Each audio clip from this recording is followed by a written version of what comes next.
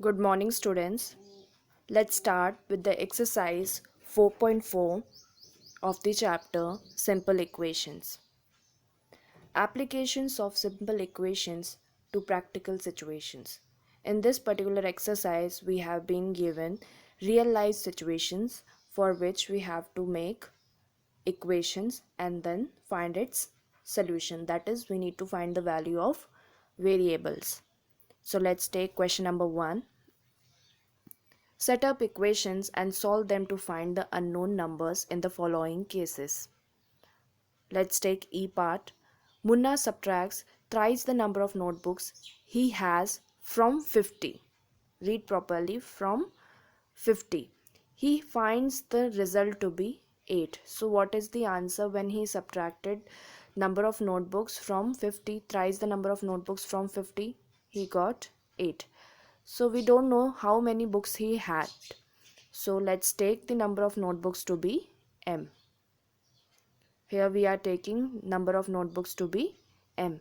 Now break the statement in parts. Thrice the number of notebooks.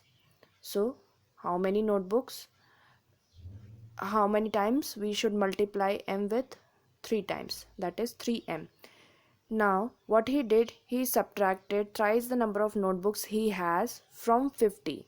So from 50 he subtracted 3m. And what is the result?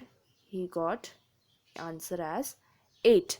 So we need to find, we got this equation. The equation is 50 minus 3m is equal to 8. We need to find the value of m. So what we will do, we have 50 over here which is positive. Let's transpose it to right hand side. So we will left with minus 3m is equal to 8 minus 50. So what is 8 minus 50? It is minus 42. So minus 3m will be equal to minus 42. Now divide the both side by 3. So when we divide both side by 3, what we get? Minus 42 by 3. So we are left with, do one thing, you can divide directly by minus 3 on both sides so that this minus sign is also cancelled out. So we are dividing both sides by minus 3. So this minus and minus will cancel, and this 3 and this 3 will cancel out, and we are left with m. And over here this minus and minus sign will cancel out, and 3, how many times it will go? It will go 14 times. So m is equal to 14. So this is the solution. Let's take F part. I Ben Hell thinks of a number. There is a girl who thinks of a number. If she adds 19 to it and divides the sum by 5, she will get 8. Read the statement properly. If she thinks of a number and we don't know the number, so let's take the number as n. If she adds 19 to it, we got a sum. This is a sum. And divides the sum by 5. So she is dividing the sum by 5.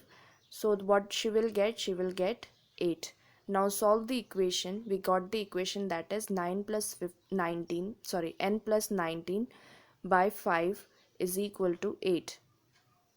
For solving the equation, we need to find the value of n. So what we will do, n plus 19 is equal to 8 multiply 5, or we can say that we multiply both side by 5. So this is the answer.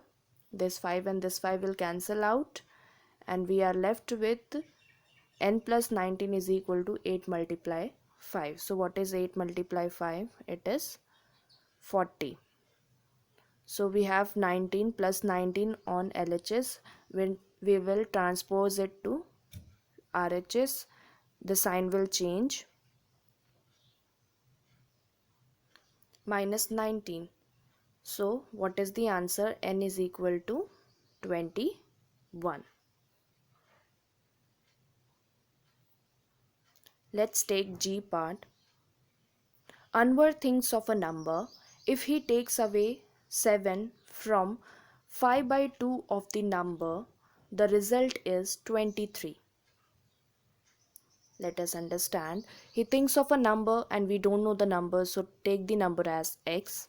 You can take any of the variable, any alphabet you can take. Here we are taking the number as x. Now break the statement. He takes away 7 from.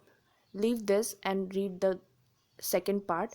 5 by 2 of the number means 5 by 2 of x. So what is 5 by 2 of x is 5 by 2 x. So he subtracted, takes away means he subtracted 7 from 5 by 2 of x, means 5 by 2 of x minus 7, and what is the result? It is equal to 23. So this is the equation. So what is the equation? 5 by 2 x minus 7 is equal to 23. Now here is minus 7 on LHS and we need to separate the variable.